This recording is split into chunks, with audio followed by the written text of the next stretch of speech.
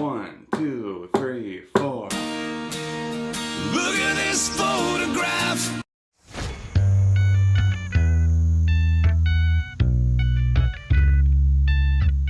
Hey neighbor, welcome back to Beyond ARTV. My name is John and you're watching my series The Think Tank, the show where I take something that's been floating around in my head and then I turn it into a video. Today I want to talk to you about why I unironically enjoy the music of one of the most hated bands on the entire planet, Nickelback. They're a Canadian hard rock outfit that dabble in post-grunge, pop music, alternative, all of the above. If they're checking boxes, they're probably shipping it out to different radio formats because they've always been good at being two-faced in a way that might seem hypocritical, but at the same time, Chad Kroeger and company know exactly what they're doing. There's a myriad of reasons why people could enjoy their music, at least in theory, but there's also millions of others who have consistently labeled them as one of the worst things, a plague to happen to music, and they've been seen as such since the early 2000s. They debuted in the late 90s, going mainstream in the early 2000s with albums like Silver Side Up, spawning the #1 Hot 100 single in the United States despite them being Canadian. How You Remind Me was so massive that they went on to sell tens of millions of records in the following years,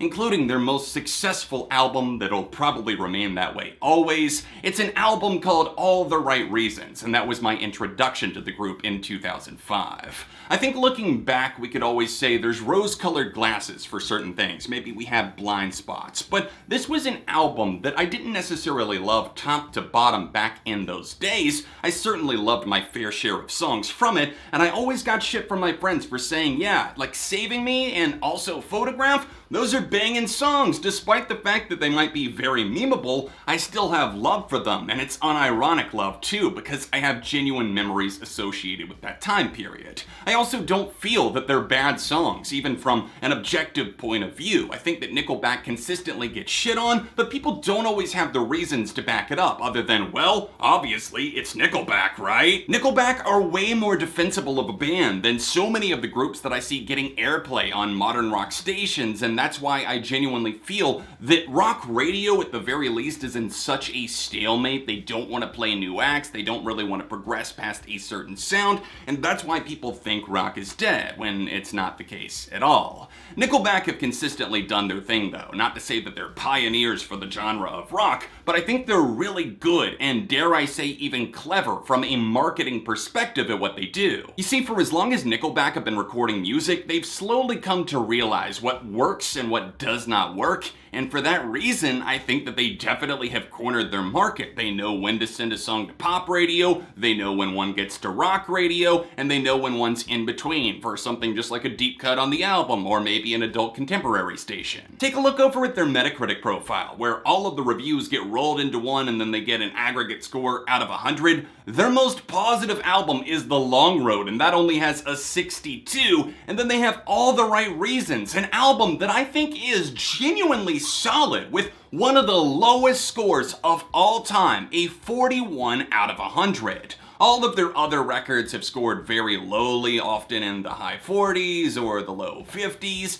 and to me, this is doing them a disservice when, again, there are worse acts out there. It just feels like being overdramatic for the sake of following the trend, and as I've said in the past, I feel like so many publications, they don't criticize anyone unless it's like a universally hated act like Nickelback or Limp Bizkit or 6ix9ine, and some of those absolutely deserve it. But Nickelback don't really make music that's on the level of your Five Finger Death Punch. They're not hateable. They're actually kind of likable dudes, and they seem kind of down to earth. Also, I know a lot of y'all have heard that story where 5 Seconds of Summer talked about Nickelback's Chad Kroeger saying that, oh, he was a little bit weird in the writing sessions that we did with him, and he was like asking us if we ever just looked up pictures of hot girls on our phones, and it's kind of endearing. It kind of makes me like Chad Kroeger even more. He's just this middle-aged dad not really knowing what to do with his cell phone. To be honest, 9 times out of 10, I'm not sitting down to listen to a full Nickelback album. However, am I opposed to putting their music on shuffle and seeing what the hell happens? Absolutely, sign me up, especially if I got a drink in my hand. That's not to say that you're only gonna get anything out of Nickelback if you're drunk, because I do think that they have some more emotionally inclined songs like Lullaby lullaby like Never Again that is rockier, but they were saying women's rights all the way back in the early 2000s at the turn of the 21st century.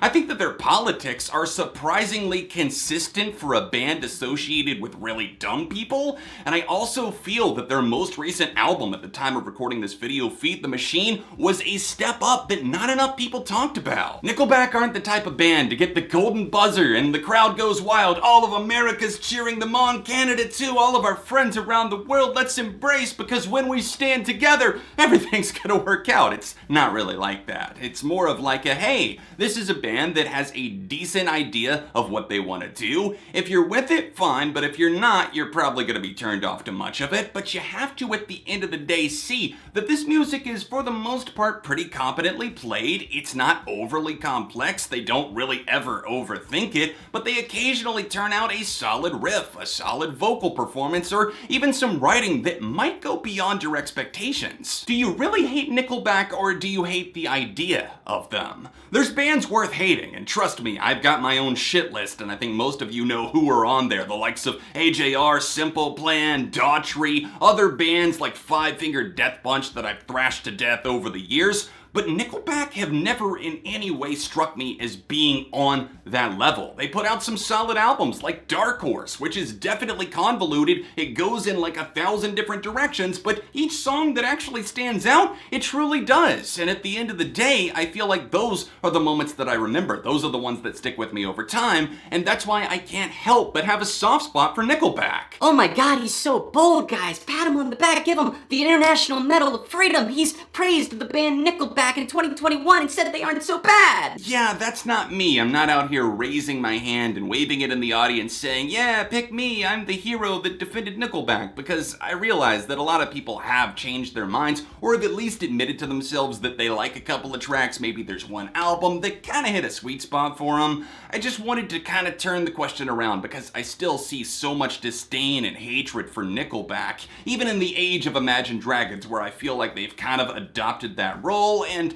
to that one, I guess I understand it a bit more. Maybe I'll reflect in 10 years and change my mind, but I don't necessarily see it happening. Nickelback are a band that know exactly what they want. They write the songs that stick to a pretty strict formula. They write about familiar topics, about love, about sex, about booze, and about going out, and occasionally coming together as people. They have a decent message. They're inoffensive. At the very worst, they do have some cringe in there, and I'm not going to go out on a limb to defend that, but I really just have to put it out there that I don't think they're awful, and yes indeed, I unironically enjoy a lot of their music. Well, that was a weird one, whatever the hell that was, but if you have any thoughts on Nickelback, either positively or negatively, somewhere in between, then feel free to drop a comment and let me know. Don't forget to smash that like button, subscribe for the love of music. If you want to see another discussion that I made recently, then tap this card here, tap here for another Nickelback review. All of my socials can be found in the description down below, and somebody please buy me this Nickelback shirt.